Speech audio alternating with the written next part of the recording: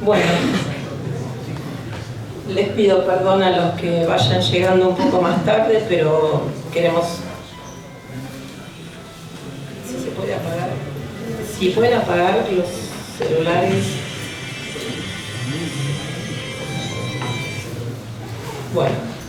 Bueno, vamos a ir dando comienzo entonces. Antes que nada, la verdad que, tenemos una gratitud demasiado grande en el día de hoy porque este día fue esperado sinceramente durante décadas. Así que vamos a empezar dando las gracias, vamos a empezar poniendo no solo la presentación, el libro, sino particularmente el fruto de todo este trabajo. Y pedir especialmente por el alma de Jordán y por el alma de Liz, que está presente en este momento también junto a nosotros, en el nombre del Padre, del Hijo y del Espíritu Santo, a poner todo a los pies de Nuestra Señora. Dios te salve, Reina y Madre de Misericordia, y de la dulzura y la esperanza nuestra. Dios te salve. A ti llamamos los desterrados hijos de Eva. A ti suspiramos gimiendo y llorando en este valle de lágrimas. Ea pues, Señora, amada, vuelve a nosotros esos tus ojos misericordiosos, y después de este destierro, muéstranos a Jesús, fruto bendito de tu vientre. Oh clementísima, oh piadosa, oh dulce Virgen María, ruega por nosotros, Santa Madre de Dios, para que seamos dignos de alcanzar las promesas de nuestro Señor Jesucristo. Amén. Sagrado Corazón de Jesús, En vos confío. en el nombre del Padre, del Hijo y del Espíritu Santo. Bien, vamos entonces a dar comienzo a esta presentación, agradeciéndoles mucho a ustedes, agradeciendo a los asistentes y en primer lugar a los autores, a los oradores que nos acompañan hoy para esta presentación, por supuesto a la Providencia. Como les decía, es un proyecto muy esperado y que recibimos con una gratitud y una responsabilidad muy grande, porque si algún día habremos de dar cuenta de los dones recibidos, creemos que también las naciones han de ser juzgadas algún día sobre su fidelidad a las gracias recibidas. Y así como la patria es un bien para sus hijos, recíprocamente los grandes hombres, los hombres justos, son una riqueza invalorable para las naciones. Y estas, las naciones, especialmente las que nacimos católicas, habrán de dar cuenta. Nuestro Señor increpó a Betsaida y a Corazaín porque no respondieron como era debido a los milagros que Dios les había concedido, sugiriendo que serían precipitados al infierno, y sobre Jerusalén reprochó severamente que asesinaran a sus profetas y que apedrearan a sus enviados. Nos preguntamos entonces qué juicio reservará el Señor para nosotros si despreciamos el legado de los varones que defendieron con su sangre el reinado social de Cristo, no solo con su palabra, y que, viendo actualmente cómo no se honra su memoria, desconociendo su obra o siendo indiferentes ante sus virtudes heroicas, ¿qué nos estará deparado? ¿Qué reproche escucharemos incluso cuando vuelva Él no se encuentre corriendo en pos de los enemigos de la cruz o traicionando la sangre derramada y cambiando su bandera por el becerro de oro? Ciertamente no podrán reinar con Cristo las naciones que aborrecen a su cruz o que se la esconden y que en cambio se olvidan de sus mártires. Por eso esto es un deber de responsabilidad, aparte de ser un orgullo, una gratitud enorme, es una responsabilidad muy grande honrar la memoria de Yenta. No solo a título personal, sino pensamos que es una necesidad profunda surgida del deber de piedad. ¿Y cómo honrarlo si no se lo conoce? Es preciso, por eso, nombrarlo, homenajearlo y difundir todo lo posible su obra y su palabra, para que la simiente germine encontrando tierra buena. He aquí por qué nos preocupa, nos ocupó tanto esta edición. ¿Y quién más apropiado entonces que su yerno, su hija, para dar la palabra precisa en cada encrucijada?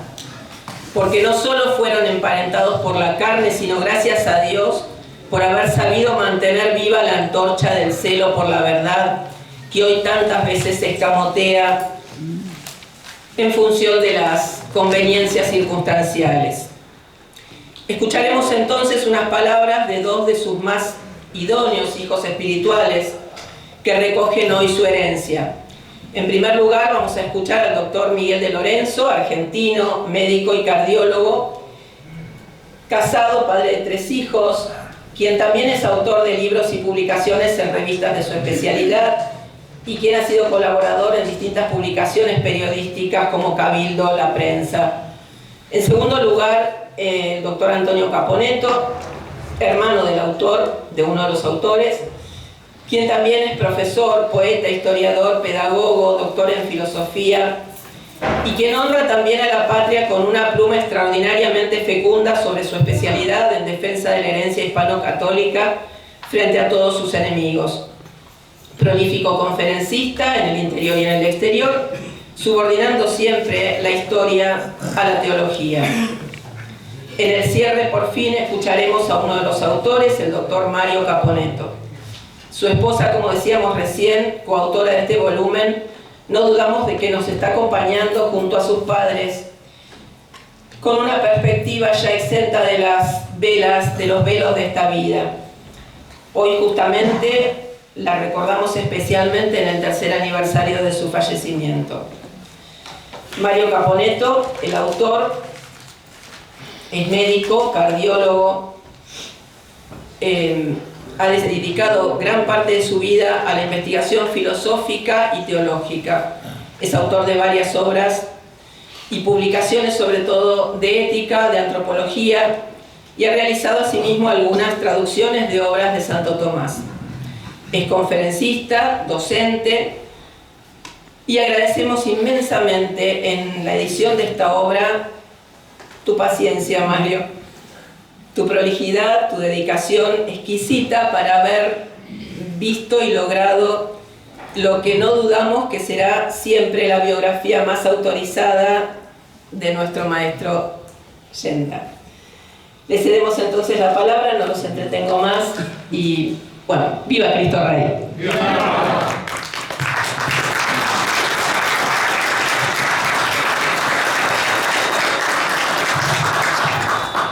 Buenas noches. Apague uno. Cuando está prendido uno, apagamos el otro.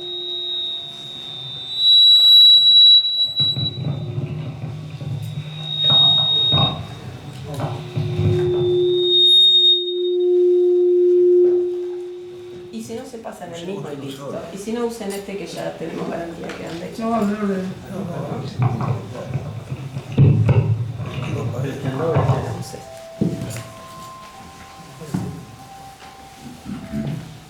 Repito las buenas noches entonces, pero...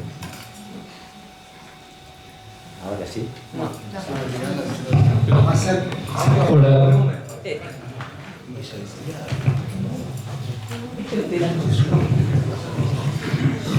Hola. Creo que no quieren que hable, pero bueno, yo estoy acá. En más de un sentido, me parece conmovedor participar en la presentación de la biografía de nuestro querido maestro Yenta. La noticia de su muerte hace casi 50 años significó para tantos de nosotros un golpe brutal. Recuerdo la conmoción desoladora en la que nos encontrábamos. No podíamos siquiera...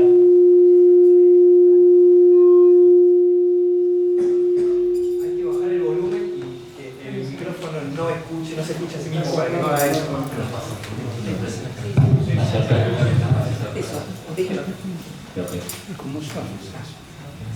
Decía que recuerdo vivamente la conmoción desoladora en la que nos encontrábamos. No podíamos siquiera imaginar el futuro. El país se desangraba en pedazos incandescentes nada quedaba fuera de la guerra civil terrorista. Y de pronto, y además, y por sobre todo, ahora nos faltaba Yenta. Debo decir en primer lugar que nada me califica para hablar esta noche de Yenta. Tal vez sí la posibilidad de agradecer a Dios el privilegio impar de haberlo conocido a los 16 años, de haber crecido en cierto modo a la sombra de un hombre con una fe poderosa y viril, maestro de tantos como yo, a los que enseñaba con caridad mayor el amor a Dios y el amor a la patria. Esa fervorosa gratitud es la que en parte me justifica. De todos modos, quiero declarar que la responsabilidad de esta invitación corresponde a la audacia, a la gentil audacia de mi amigo Mario Caponetto. Mis propios ojos no me bastan. Necesito mirar a través de los ojos de los otros. Nos pareció que no era inoportuno empezar con estas líneas de Lewis, porque en cierto modo expresan la importancia que tiene para el hombre la tradición y la cultura. Nos referimos a aquel empeño constante a través de la historia para entender el mundo y el hombre, naturalmente. Y es además, y por sobre todo, lo que añade al hombre la forma espiritual de una sociedad, la que relaciona al hombre con Dios. Pero vemos cómo completa el escritor inglés. Aquel que se contenta solo con ser él mismo y por lo tanto menos que sí mismo, está en prisión. Yenta dice: nuestra inteligencia nada nos dice ni puede decirnos librada a sí misma. Lo mismo expresa Piper cuando sostiene: no hay ninguna gran filosofía que no viva de escuchar y aceptar una tradición religiosa. Donde quiera que se interrumpe esa referencia, el pensamiento filosófico alidece y se convierte en un mero juego de conceptos. Si aceptamos esto, que el hombre no se desarrolla únicamente por sus fuerzas, y para no encerrarnos, para ayudarnos a salir de la prisión de la que habla Lewis, o mucho mejor para no entrar, hoy nos convoca la presentación del libro El filósofo y la ciudad, una biografía de Jordán Yenta. No podemos ocultar que son dos hechos afortunados. En primer lugar, nos ilumina el reencuentro con la fidelidad a la verdad de nuestro maestro, porque Yenta se abre al logos y lo pone en diálogo con el cristianismo. Y en segundo lugar, cabe subrayar el esfuerzo fecundo de Lee Yenta y Mario Caponetto para entregarnos esta biografía luminosa, rica en datos, acontecimientos y nombres, a veces poco conocidos, y acaso lo más importante, cómo han sabido transmitir el pensamiento de Yenta, logrando una síntesis clara y completa de sus ideas. Habrá quien se pregunte desde ahora, ¿pero por qué Yenta? ¿Acaso un hombre solo puede alterar el equívoco rumbo de un pueblo? La respuesta es sí. La historia muestra cómo las ideas de algunos pocos hombres influyeron decididamente en el desarrollo de los acontecimientos. Por cierto que no siempre de la mejor manera, pero el bien, o a veces el mal, suelen manifestarse en la historia a partir de unos pocos. Responsabilidad casi siempre, como decía el profesor, de un puñado de hombres. Precisamente porque ya experimentamos casi todo y todo fracasó, y fracasó de la manera menos digna. Para salir del espanto en el que sumergieron al país, es ahora ineludible, como Yenta explicaba, que ensayemos, aunque fuera por una vez, pero con la verdad.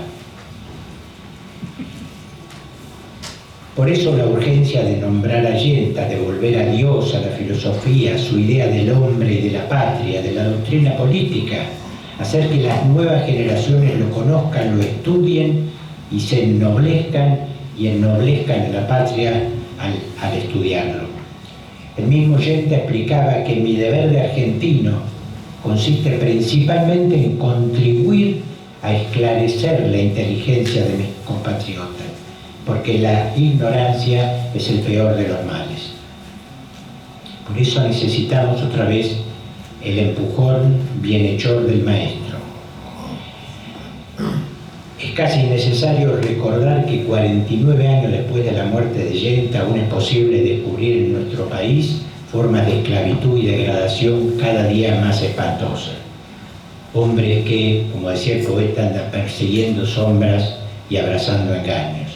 Yenta lo sabía, observaba la capital importancia de la cultura y la educación, que junto con la tradición son las maneras de anunciar los valores recibidos.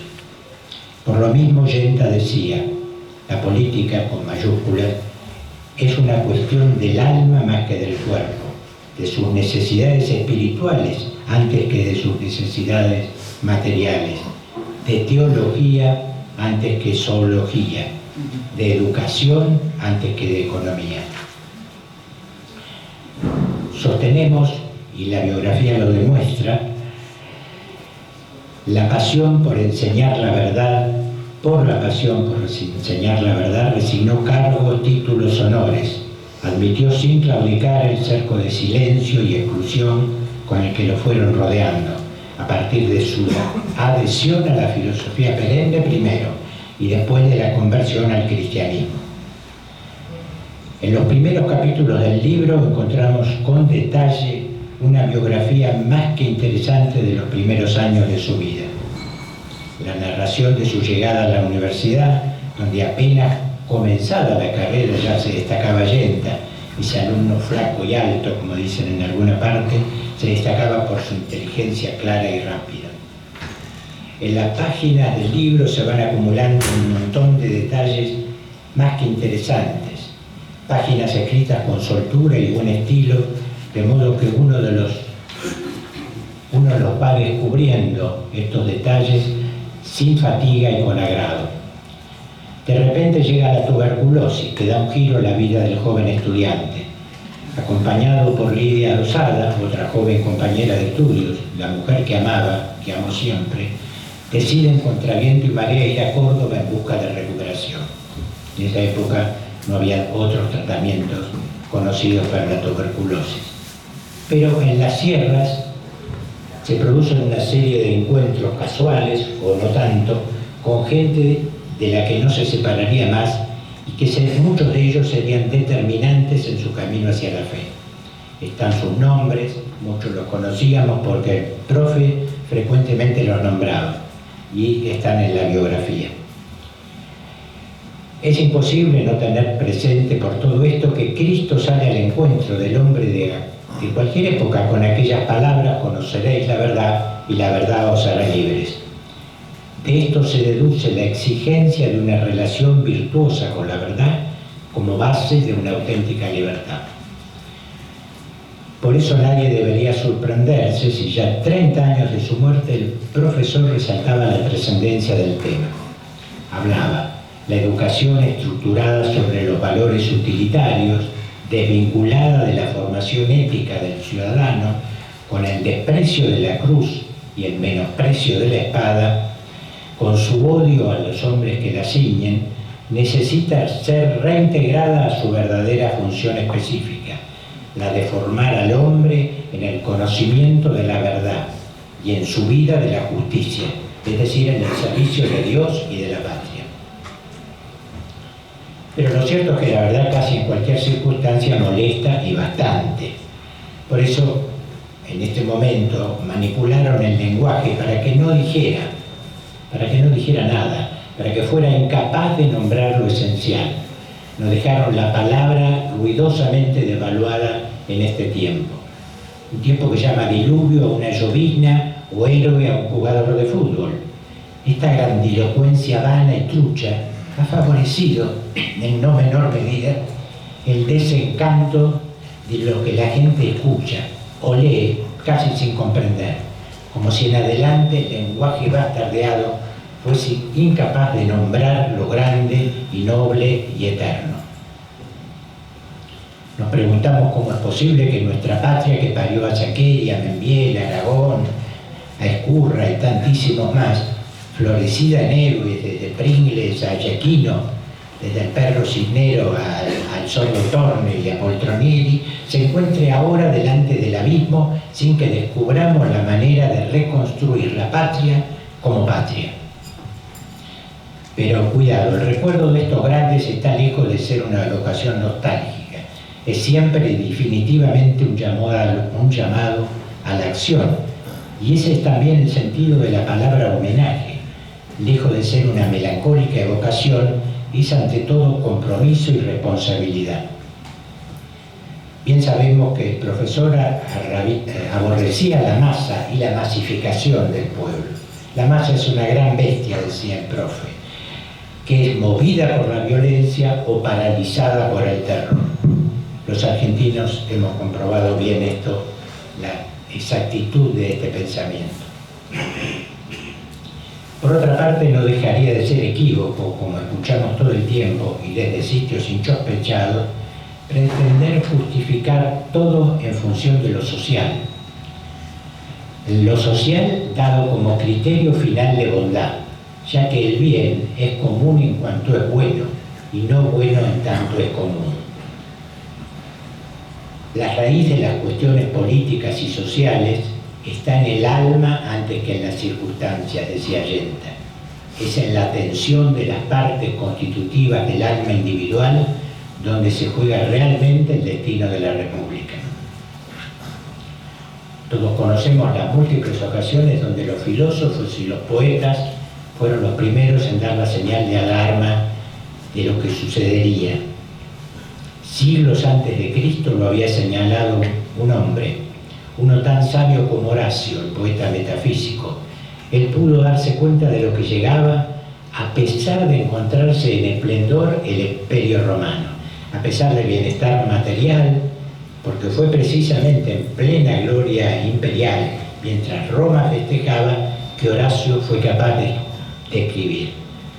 Épocas fecundas de culpa contaminaron primero el matrimonio y la estirpe y los hogares. El desastre originado en estas fuentes se derramó sobre la patria y el pueblo. Mientras tanto, no hemos dado respuesta al gran tema de por qué de la decadencia de la nación.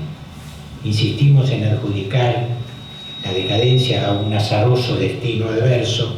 De ese modo nunca conseguiremos poner en claro las causas últimas de la caída. Nunca comprenderemos que tal vez el enemigo de la nación, y acaso el más poderoso, debamos rastrearlo dentro y no delante de nosotros. No otra cosa que enseñaba a nuestro maestro todo el tiempo, exhortando a lo esencial. Se trata, decía, de ser mejores hombres y mujeres, no tener más, sino ser mejores. El ser humano, según Pascal, se halla colocado como un destello entre dos infinitos. Ambos lo deslumbran con la intensidad fulgurante de un sol. Es por esto que el hombre tiene dos alternativas, o la de poder existir por encima o por debajo de sí mismo. Pero volviendo al libro, es preciso señalar que estamos delante de un trabajo de años, aunque lo culminante es observar cómo a través de las páginas se va desplegando como una suerte de dilatado hilo de oro el camino que condujo a Yenta en su obstinada búsqueda de la verdad, desde aquel temprano marxismo universitario hasta el encuentro decisivo con la filosofía perenne, primero y luego con la fe. Restablecido de la tuberculosis, unos años más tarde, sin más tratamiento que lilia y el aire, comienza otra etapa muy importante de su vida en Paraná. Llega un momento de plena aceptación de Cristo, que lo lleva primero al bautismo y después al casamiento por la iglesia. El profesor, en el reposo serrano, mientras tanto, había agudamente estudiado la sabiduría clásica, había estudiado a Sócrates, a Platón, a Aristóteles. Lo sorprende, mejor dicho, lo deslumbra San Agustín, y será ese otro amor que no abandonará. Él lo llama el orador de Dios. Luego, en contacto con el revisionismo histórico y los primeros acercamientos con las Fuerzas Armadas. Esto es una supersíntesis del libro para poder seguir adelante. Luego viene la expulsión del rectorado, que estaba designado en el rectorado de la Universidad Nacional del Litoral, llega a Buenos Aires y ocupa el cargo de rector en el Instituto Nacional del Profesorado, del que también es expulsado en medio de una batahola descomunal alentada por Perón. Pero nada lo detiene. Entonces vendrá la creación, con un grupo de amigos, de la Universidad Libre Argentina, y finalmente el traslado a su casa, que será su cátedra durante 27 años. Van apareciendo los libros del profesor que se comentan con detalle en la biografía de los que no podemos ocuparnos ahora y de los que no podríamos agregar una letra a la exhaustiva crítica de los autores. Debemos decir que no pocas de las referencias de la geografía fueron tomadas del periódico Combate, que durante años fue una de las referencias más altas del nacionalismo católico. Ahí debemos nombrar el apoyo siempre presente del querido amigo el doctor Alberto Torres. ¿Logran su propósito los autores? Por cierto que sí. No es difícil advertir las horas de silencioso fervor, así como el mérito filosófico de quienes lo prepararon, haciendo realidad un libro de jerarquía en lo común. Dado el poco tiempo que tenemos, nombraremos solamente la idea y las ideologías, uno de los libros del Yenta de esa primera época. La prioridad en el libro es distinguir, acotar lo ilimitado, que es una suerte de nada, y definir. Así inicia el libro. La ideología, contra la que el profesor manifestaba a cada momento, podría tener como principio aquello que decía Protágoras: es la medida de todas las cosas. En cambio, dice Yenta, la idea supone que la medida de todas las cosas es la realidad. Cuando se hace cargo del Instituto del Profesorado, da un discurso memorable, donde dice, entre otras cosas, la misión más alta y decisiva que espero cumplir en la dirección es instaurar la pedagogía de la libertad. Y aclaraba, de la verdadera y difícil libertad de la inteligencia, conformada en la intimidad del ser y de la norma inmutable, principio necesario de una política de libertad verdadera. Hoy, en cambio, intentan hacernos creer que por encima de la opinión de la mayoría no existe otra instancia. Esto es, de lo manipulable y transitorio, del consenso de unos cuantos, es de donde sale la verdad. Nos estremece pensar que no solo desde la política viene esta corriente. Noticias de estos días dan cuenta de que en el Vaticano la sinodalidad domina la misma ideología. A propósito de coincidencias, y como no podía ser de otro modo, entre Ratzinger y Yenta, sabemos, por ejemplo, que ambos en algún momento y por diversas razones fueron acusados de agustinismo y también de platonismo. Ambas acusaciones son felizmente ciertas. Yenta no titubeaba al decir que Sócrates fue el más sabio y el más justo de los hombres, porque alcanzó el más profundo conocimiento de sí mismo y una perfecta adecuación con su conducta. De Agustín, lo dijimos recién, dice que es el filósofo del verbo, el orador de Dios. Y Ratzinger también fue acusado por Casper de tener una beta platónica exagerada. Ratzinger también lo asume y le responde: si platonismo significa el sí a una verdad que simplemente es, que recibo y que me transforma cuando la recibo, en ese sentido es verdad que soy platónico y quiero seguir siéndolo. Y más adelante lo llama el descubridor del espíritu de Occidente. De Yenta se ha difundido hasta el hartazgo una imagen falaz, un estereotipo, la de un fundamentalista, algo así como, de acuerdo al neolufardo vaticano, dirían que es un indietrista. Su manifiesto en cono contra la masonería y el marxismo algo deben haber jugado en la creación de ese agravio. Reparemos en cambio en estas líneas de los últimos años de su vida. Dice Yenta: Dios ha querido ser tan bueno conmigo que me ha despojado de todo. Dios me ha preservado con un mal que ha sido en realidad el mayor de los bienes. Me estremece leer estas líneas. Y sigue. Fui echado y echado con escándalo, marginado, porque ese es el verdadero sentido cristiano de la vida. Hacer de la muerte situyente de la vida, hacer del mal situyente del bien, hacer del sufrimiento instrumento de la alegría. Contra el reduccionismo esclavizante, naturalmente el profesor nos enseñaba que es en el encuentro con la verdad misma lo que le devuelve su mayor dignidad al hombre, dado que en adelante no deberá agachar sumiso la cabeza ante la novedad, ante lo que acá llamamos el relato.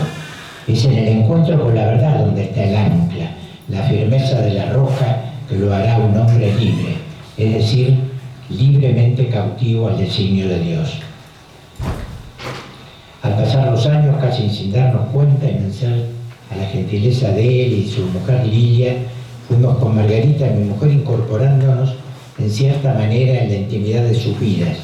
Los martes compartíamos también con el doctor Silvio Pestalardo, un magnífico discípulo del profesor y gran amigo, las charlas de Yenta, las clases de Yenta en el Alberto Magno. De ese hombre, y ahí conocimos a un hombre algo distinto, un hombre y una mujer, hablo de Yenta y su mujer, cruzados por injusticias y dolores muy altos, arduos y aceptados con una esperanza recia, porque confiados veían en ellos el designio de Dios.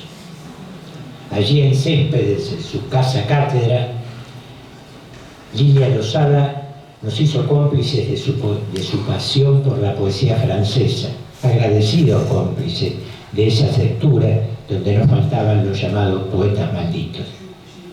Precisamente uno de ellos fue Baudelaire, que anotó en uno de sus cuadernos estas palabras que sorprenden: el mundo se va a acabar, pero la ruina universal o el progreso universal, poco importa el nombre, no se manifestará tanto en las instituciones como en el envilecimiento de las almas.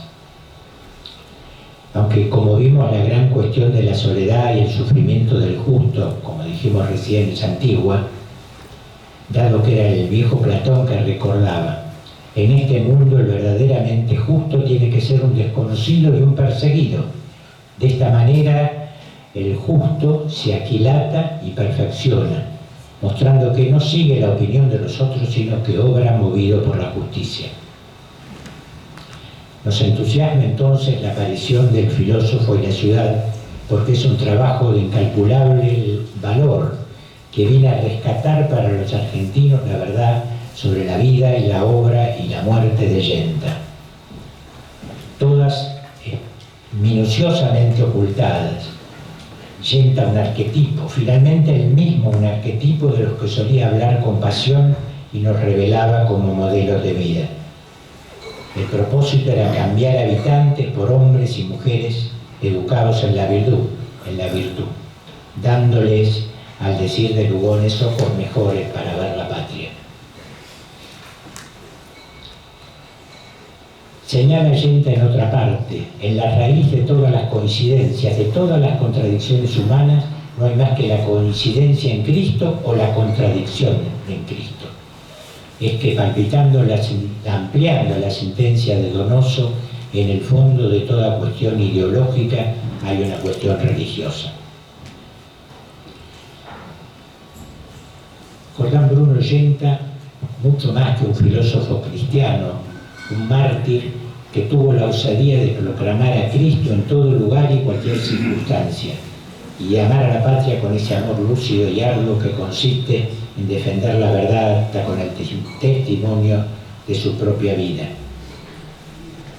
Mira, Sancho, le dice Don Quijote, donde quiera que está la virtud en eminente grado es perseguida, pocos o ninguno de los famosos varones que pasaron dejó de ser perseguido. Se trata de un amor a Cristo y a la patria recreado en la sabiduría de una inteligencia no común, siempre dispuesta a la enseñanza, con la generosidad del que sabe que su misión es proclamar la verdad. Un orador deslumbrante, además, sin duda el mayor que hemos conocido. Los que sin mérito alguno de nuestra parte respiramos durante años aquel aire vertical y estremecido de su casa, que era su cátedra, sus discípulos y amigos, los que conocimos su pensamiento de absoluta fidelidad a Cristo y a la patria, y advertimos la completa coherencia entre su pensamiento y su vida, los que comprobamos el aislamiento, la campaña de desprestigio, la pobreza y el silencio con los que lo rodearon, y que aceptó todo esto con la integridad de un príncipe cristiano, y que nunca ni un solo día le quitó el cuerpo ni a Cristo ni a la patria, ni a la familia ni a sus amigos. Los que conocemos las permanentes amenazas que culminaron con esos 11 letales contra su cuerpo, no vacilamos en considerarlo un mártir. Genta está con Jesús. Castellani, en el libro de las oraciones, habla de su calvario en Manresa.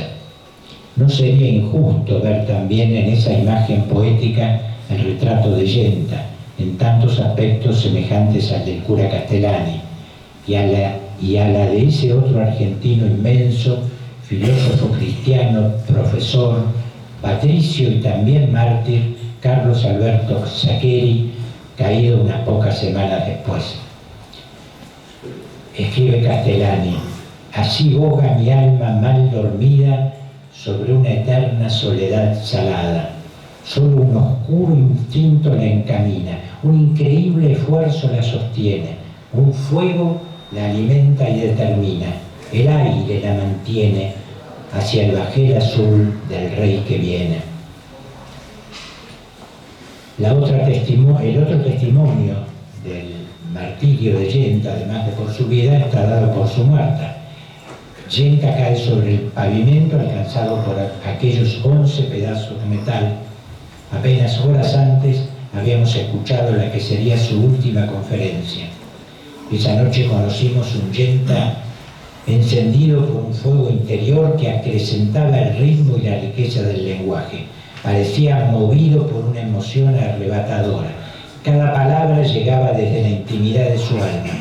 En cada palabra resplandecía el ímpetu amoroso que lo unían a Cristo y a la patria.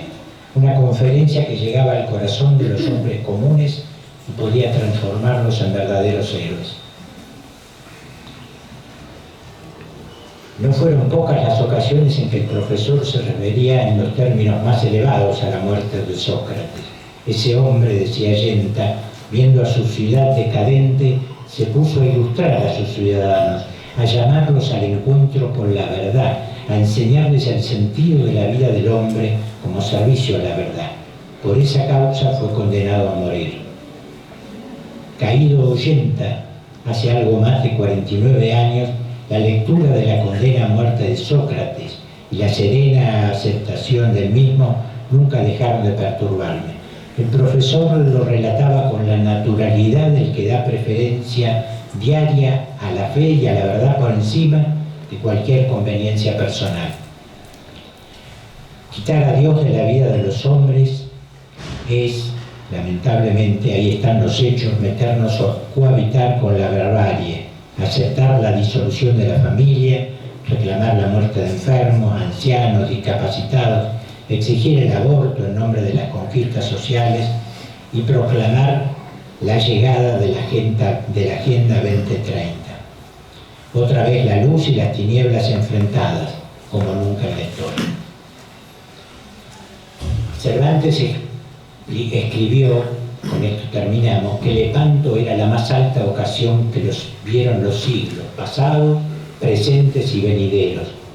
Creemos que es así, pero no obstante la derrota de los otomanos después de 5 siglos, el mundo se asemeja a un territorio desolado e inhóspito.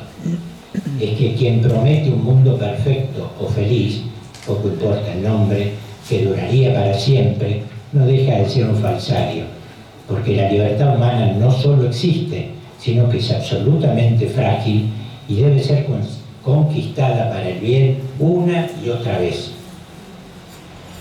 A propósito de Cervantes, revisando los documentos de la época, Thomas Walsh sostiene en su libro sobre Felipe II que los 81.000 soldados y marineros de la escuadra cristiana, todos recibieron la Santa Comunión. Esto sucedió durante 3 días completos antes de ir a la batalla. Es razonable pensar que el ejercicio de esa fe salvó a Occidente. No otra cosa era lo que enseñaba Yenta, el buen combate por Cristo y por la patria. La victoria importa menos. Tal vez en eso consista lo que nos falta para merecer nosotros, como el Lepanto y sobre todo a la patria argentina, un atisbo, aunque sea, de la mirada azul de María.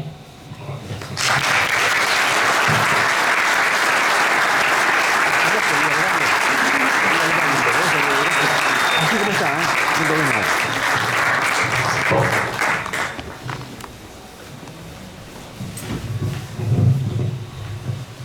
Debo aclarar una duda para calmar ciertas inquietudes, sobre todo la de nuestros enemigos.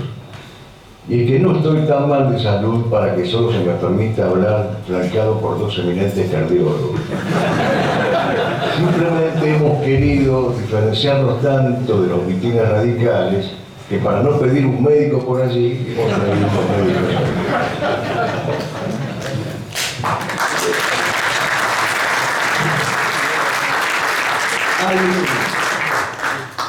Hay una expresión de posible origen jurídico que se ha popularizado, según la cual se puede decir de alguien que le caben los generales del derecho o los generales de la ley. Es decir, los principios generales, los fundamentos de una medida que él mismo ha redactado o promulgado.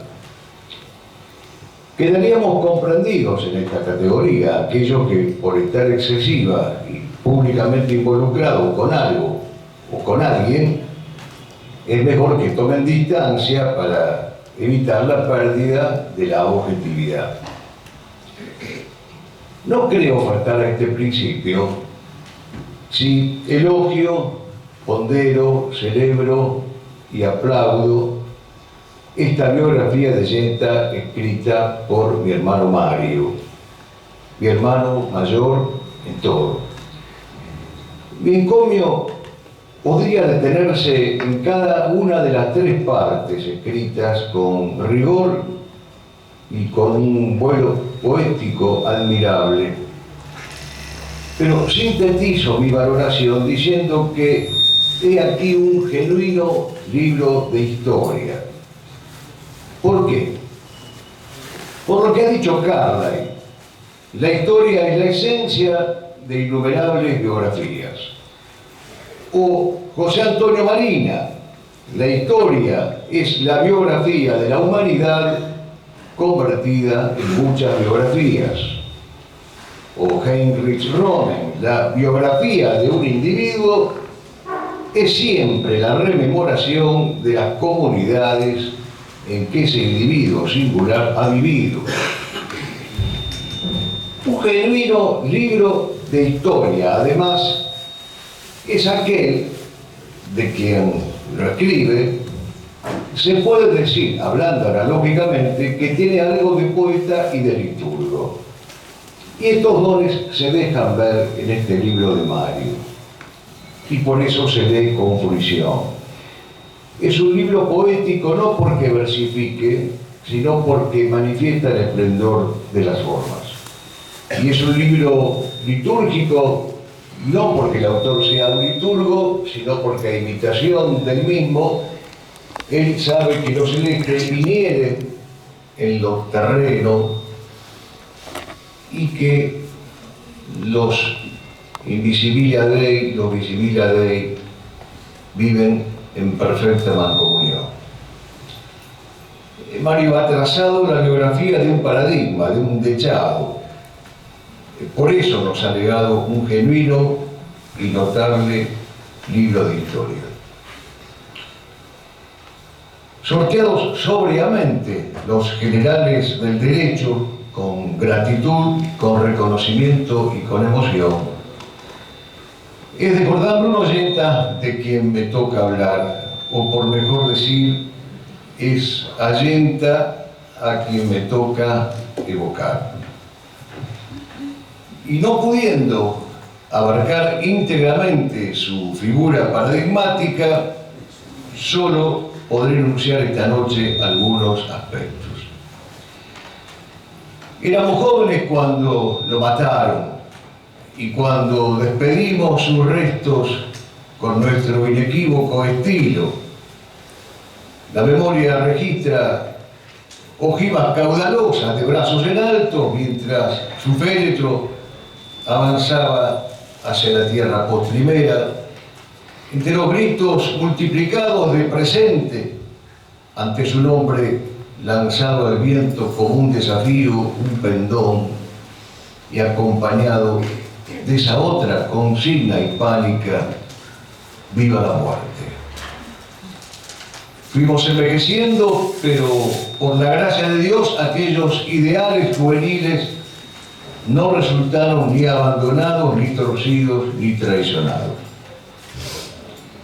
Allenta enseñó la verdad católica, apostólica y romana en plena y continua comunión y obediencia con la cátedra de Pedro, mas no ignoraba la presencia de los lobos revestidos con las apariencias de corderos y de lobos encumbrados y eclesiológicamente prestigiosos.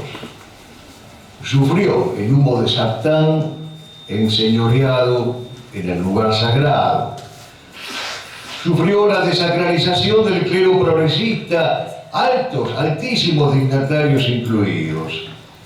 Y en los últimos años de su vida dejó escrito su certidumbre moral sobre la instalación del anticristo como un hecho consumado al que había que enfrentarse. El sentido parusíaco de la existencia le era connatural, como a todo bautizado fiel. También la esperanza y el gozo que nunca lo soltaron de la mano. Yo soy un hombre de esperanza, decía Allenta. Y creo que además de ser cierto esto, se completaba con otro rasgo de su personalidad. Tenía un optimismo trascendente. Allenta no aprobó jamás los procedimientos castrenses irregulares y clandestinos para combatir al marxismo. Clamaba por la guerra justa, limpia, frontal y varonilmente librada. La guerra contrarrevolucionaria de la que fue su más esclarecido doctrinario. Murió antes del llamado proceso y no fue ni su mentor, ni su propedeuta, ni su anunciante. Allenta era lugoniano, no procesista. Mucho menos la espantosa unidad de la llamada neoderecha que se presenta impúdicamente en nuestros días como un logro podría haberle causado satisfacción, cuando en rigor esta llamada neoderecha no es otra cosa que la defección del principio de identidad y una práctica indecorosa de la unidad de los opuestos. Esta recua de neoderechistas que hoy apoyan al embajador de la luz hebrea está formada por sujetos a los que Allenta despreciaba por tibios, llamándolos incapaces del sí e incapaces del no. Allenta sostuvo una enemistad firmísima con el comunismo, pero también y simétricamente con el liberalismo en todas sus variantes. El liberalismo sigue siendo un pecado y lo sabía. Le repugnaban los amos del imperialismo internacional del dinero. amaba a los pobres y en su propia vida aprendió a vivir como un León Blois y no como un Medici. No fue democrático y repudió desde perspectivas múltiples y convergentes la impostura del sufragio universal y el negocio inmoral de la partidocracia. Admiraba a los grandes monarcas santos, a los varones jerárquicos e instauradores de gobiernos fuertes, a los jefes aristocráticos, a los caudillos de la patria y de Occidente, y hasta respetaba cristianamente a los grandes conductores nacionales europeos aplastados por la conjura judaica de 1945. Se le conocen elogios a Benito Mussolini, a Francisco Franco, a Oliveira Salazar, a José Antonio Primo de Rivera, a los zares de la antigua Rusia, a Monseñor Tiso, a León de Grel y hasta el ejército alemán de carne y hueso, al que le tocó batirse heroicamente contra el bolchevismo, más allá de los errores ideológicos que se le puedan adjudicar al nacionalsocialismo. Jamás fundó un partido político ni aconsejó formarlo o integrarlo o cooperar directa o indirecta, material o formalmente con él. Jamás creyó en la coyunda con liberales y populistas, ni en la acción conjunta con quienes no existe previamente la unidad en el ser. Repetía con Santa Teresa: es preferible la verdad en soledad al error en compañía. Y con Aristóteles: en toda juntura entre lo malo y lo bueno sufre lo bueno. No misturó los contrarios, así como evitaba mezclar el agua con el vino. Repetía con Saint-Exupéry: amo el agua pura porque es fresca, y amo el vino puro porque es fresco, pero hago de la mezcla un brebaje para castrados. Como en la arena de Enrique V en víspera de San Crispín, él podía tener el presentimiento, la intuición y el pálpito de que su nombre sería recordado entre vasos rebosantes. Senta se atrevió a decir lo que otros callaban y aún callan: que hay una culpabilidad judeo-masónica tras el drama de la patria, tras la derrota de la civilización cristiana y tras el estrépito que sacude a la esposa del Señor. Ni el pulso ni la voz tremaron en su cuerpo cada vez que fue necesario opugnar con la sinagoga de Satanás. Denunciaba con agallas al imperialismo internacional del dinero y con mirada sobrenatural y serena alertaba sobre la acción y la presencia del anticristo. Si ya estaba entre nosotros, decía Yenta, nosotros debemos constituirnos en el pequeño rebaño sostenido en la caridad recíproca. Señaló la naturaleza crapulosa del peronismo y una por una marcó a fuego las caralladas múltiples de Perón, artífice de la subversión, conestador de sus primeros crímenes y propugnador hasta el final de su vida del mundialismo masónico, previo paso por el continentalismo y el socialismo nacional, como lo hemos escuchado todos hasta el hartazgo, al menos todos aquellos que tienen mi edad. El mito de la expulsión de la Plaza de Mayo de los montoneros no pasó por su bajín. Perón murió carteándose cortésmente con Mao, Castro, Dorticós, Allende, elogiando a la Unión Soviética, a cuya juventud maravillosa recibió públicamente y la llenó de encomios y de elogios.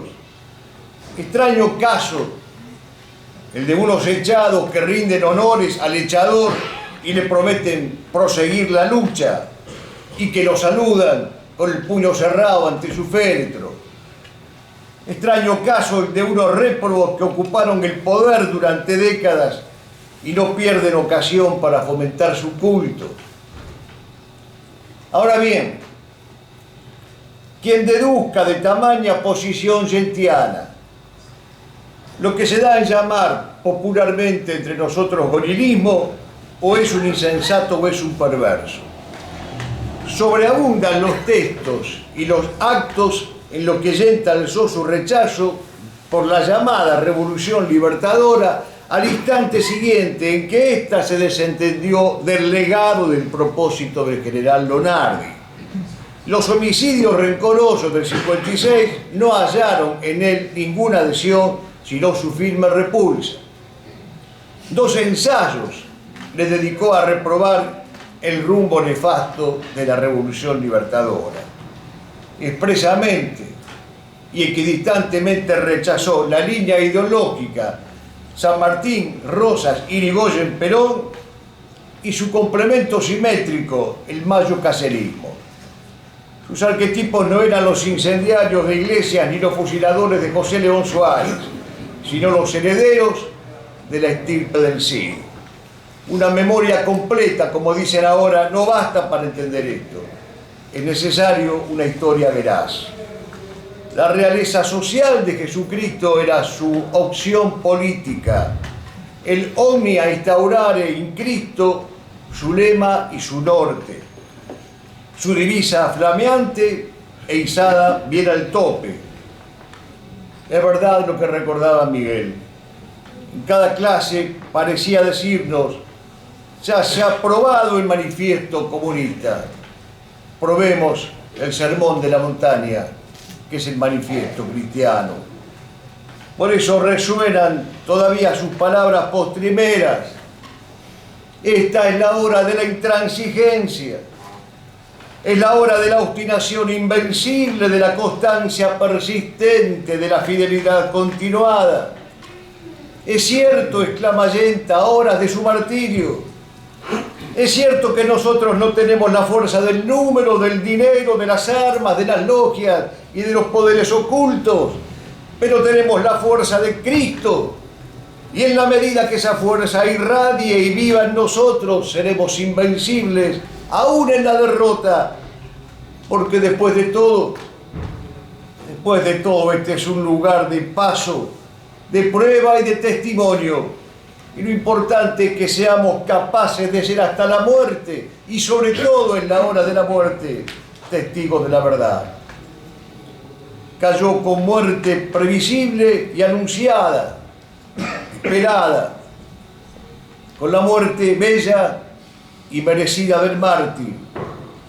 Dio su sangre ofrecida en sacrificio por la cruz y la bandera, por la fe y por la verdad crucificada.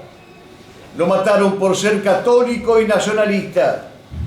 Lo mató el odio rojo por luchar por el amor de los amores. En vida quisimos ser sus seguidores. Sentíamos por él una admiración creciente y cuando lo vimos muerto esa admiración se volvió inmensa. ¿Cómo era posible no sentirla ante un hombre que había predicado con insistencia que filosofar era aprender a morir y que al fin moría así, del modo más eminente, con las palmas del martirio? Desde que lo asesinaron, no hemos dejado de honrarlo, recordarlo, difundirlo y darlo a conocer entre quienes no habían tenido la gracia de conocerlo. Lo hicimos sin medios y sin los medios, en soledad, con la conspiración de silencio como sombra amenazante y artera.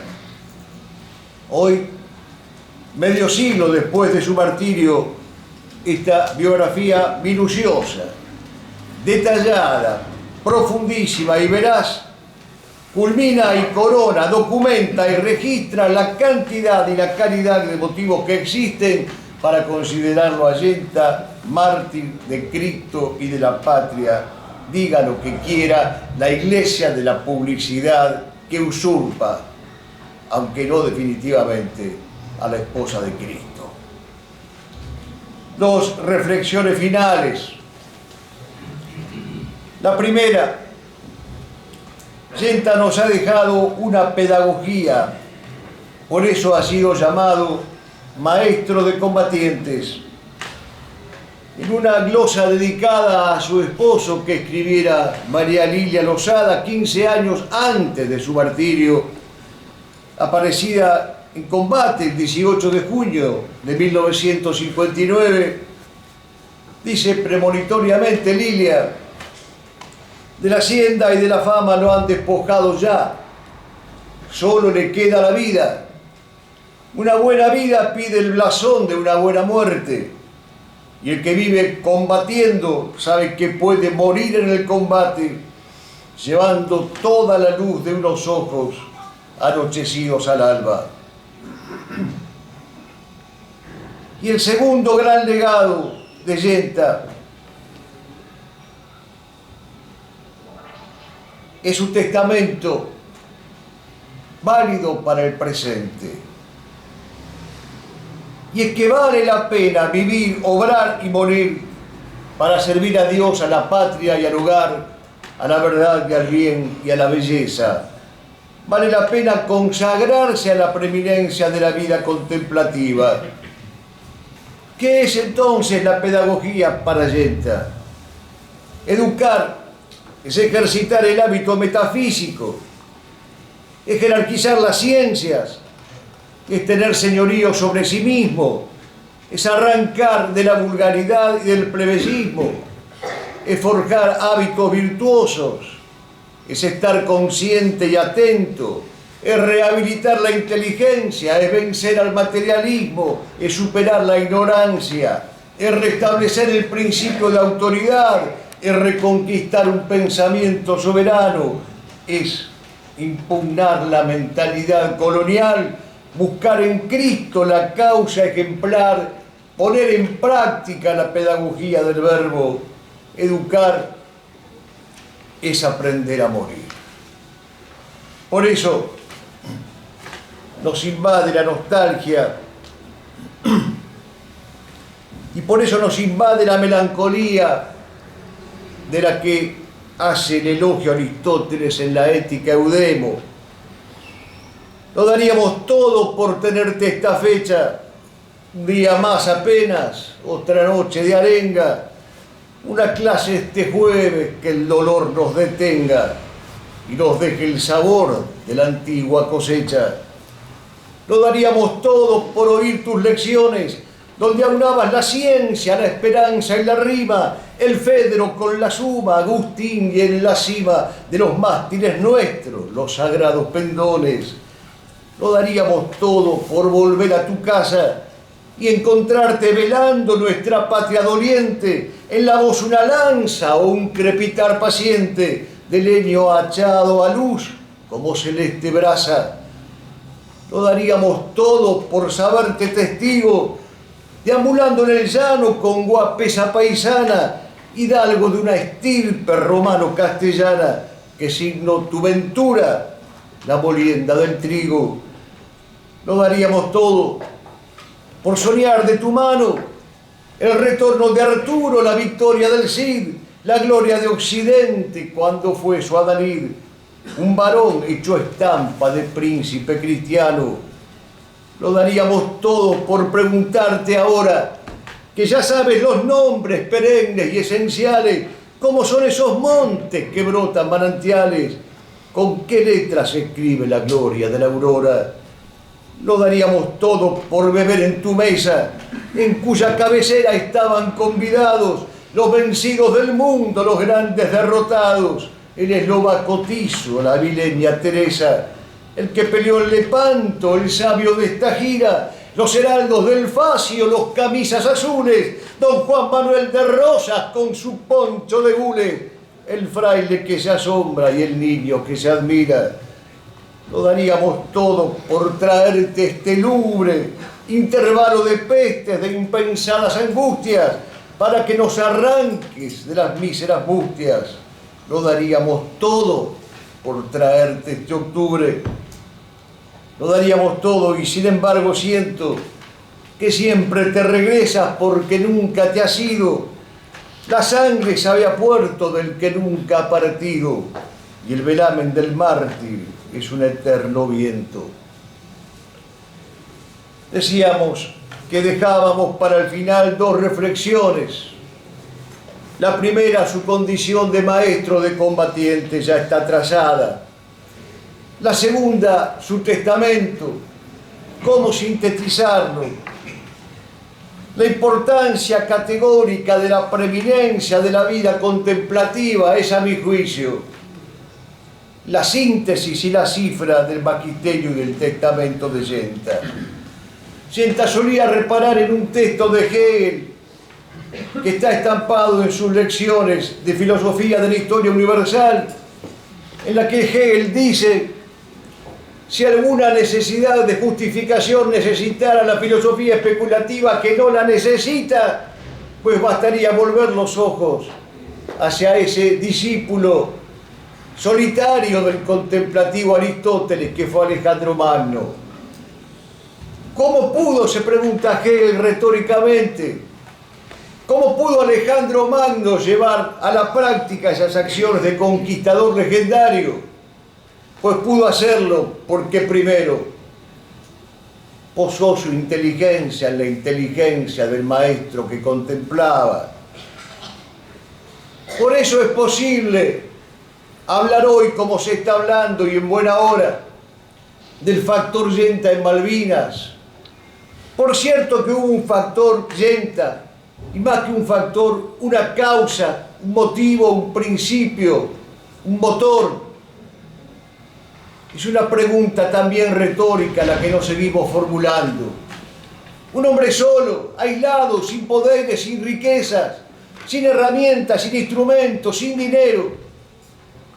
Un hombre solo que cooperó como nadie a formar a esos soldados heroicos y gloriosos que combatieron en los mares del sur y que lo hicieron a pesar de la derrota victoriosamente, moral y espiritualmente vencedores.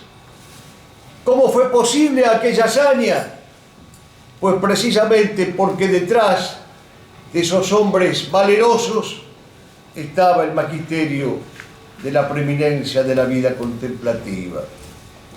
Maestro Genta, maestro de combatientes, nos dejas las honduras y las galas de esas lecciones que en tu voz tañían los libros del combate jubiloso, y un abril por el sur nos dejas alas que el invasor dedujo que tenían la fuerza de tu verbo victorioso.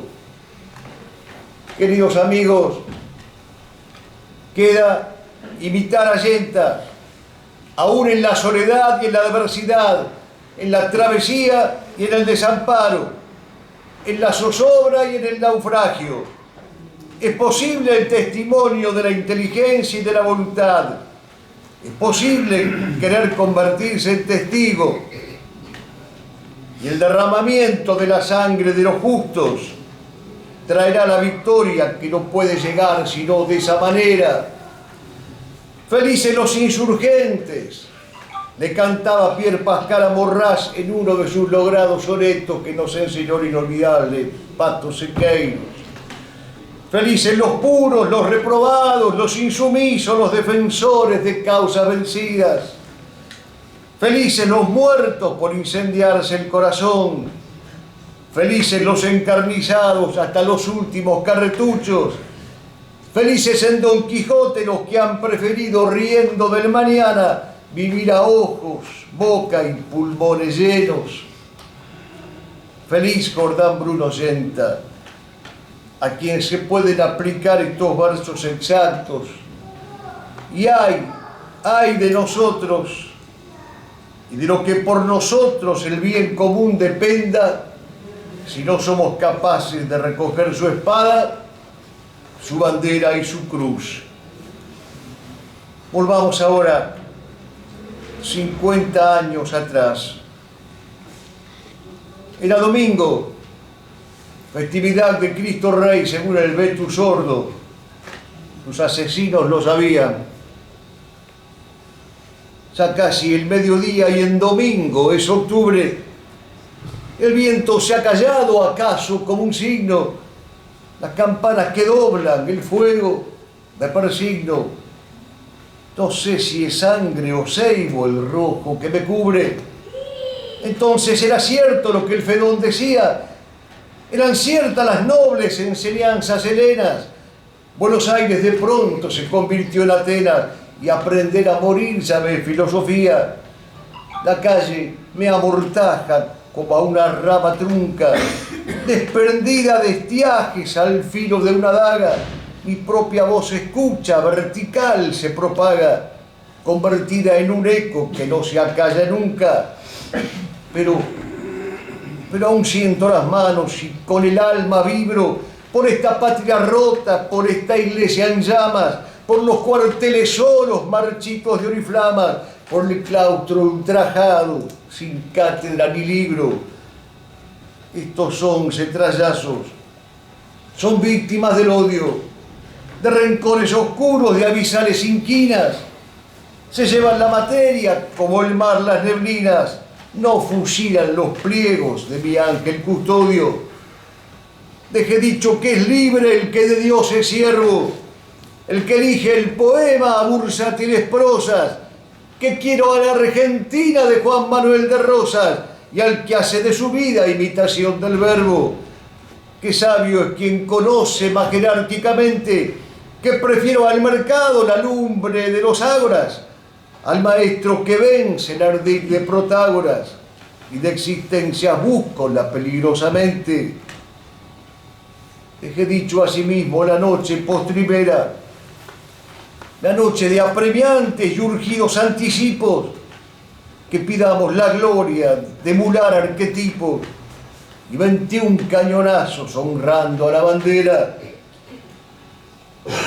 Señor, mi testamento, la pobreza que muestro, la esperanza indeleble, la sed de los testigos, no me prive tu vista de nuestros enemigos. Es hora de misa. Líbranos, Señor, Dios nuestro.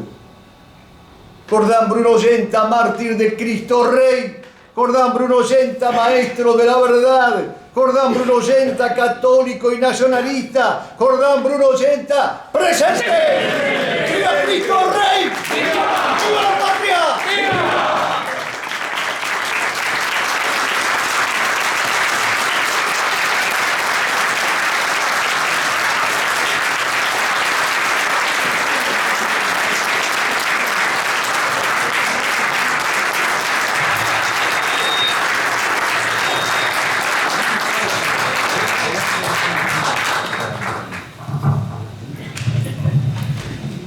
Bueno, mis dos hermanos me han dicho todo lo que había que decir.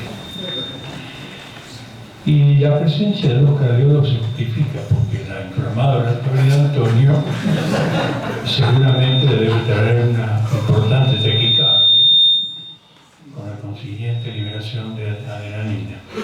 Pero la soporta bien por ahora. Bueno, yo no tengo más que palabras de profundo agradecimiento a muchísima gente. No nombro a nadie porque tengo miedo de que algunos queden en el olvido. Esta obra, como se dijo, tuvo una larga gestación. La iniciamos con Liz, mi esposa, hará casi, yo diría, 7 u 8 años. Se vio interrumpida por una serie de problemas. Quiero destacar que la participación de Elisa en este libro va mucho más allá de las escasas páginas que dejó escritas porque la enfermedad y la muerte se le pidieron. Largas horas, aún estando enferma, pasadas revisando papeles, clasificando, escribiendo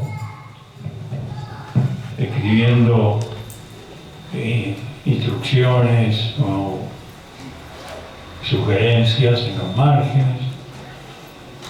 Y bueno, y aquí está la obra, gracias a Dios, y gracias también a esta bendita trilogía de Virginia, Jorge y Marcelo Ortega, que han puesto todo su empeño para que este libro hoy esté aquí.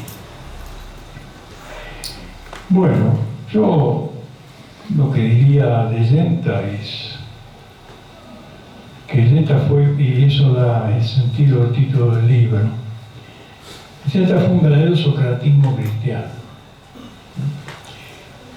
Quien había sido su profesor en la facultad, Colorano Alberini, le escribe una hermosa carta cuando Yenta publica en 1949 su primer libro sobre Platón, Filósofos y Filosofistas, que en la segunda edición de este libro yo la puse como prólogo del libro. Y Alberini, que no era católico, pero era un finísimo espíritu, le dice: su libro tiene la gran resiedumbre de Sócrates embellecida por el cristianismo. Y Sócrates es el filósofo y la ciudad. Sócrates es inseparable de esa vigilia, de esa vigilancia, de ese cuidado de la polis. Y Yenta asumió en términos cristianos este gran magisterio socrático. Hace unos cuantos años, estando en Guadalajara, en México, fuimos con mi señora a visitar la Basílica de Nuestra Señora de Guadalupe en la ciudad de Guadalajara. Y de pronto nos sorprendió que el templo es bastante umbrío. Al costado del altar, los viejos, acostumbrados al viejo rito, lo llamamos el lugar del Evangelio, viene a ser la derecha, había una placa muy sobria de mármol dedicada a un mártir cristero. Y decía esta inscripción latina: verbo vita, verbo et sanguine loquit. Enseñó con la vida, con la palabra y con la sangre. Y este creo que es el epitafio que merece este se gran. Bueno, no tengo más, tengo muchas cosas más que decir, pero ya ha pasado mucho tiempo.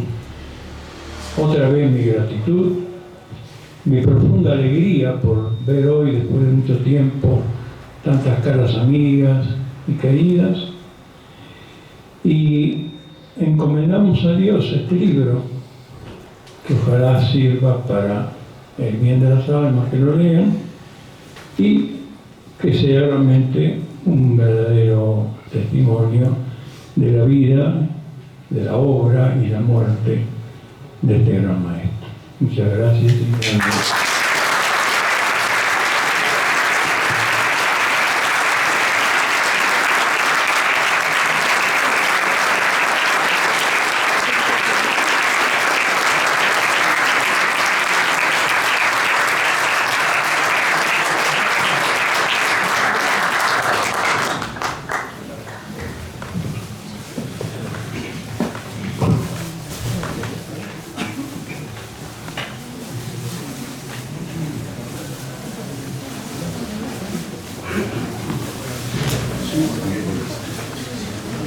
Les pedimos disculpas porque quedan, no sé si ya, creo que no quedan ejemplares del libro.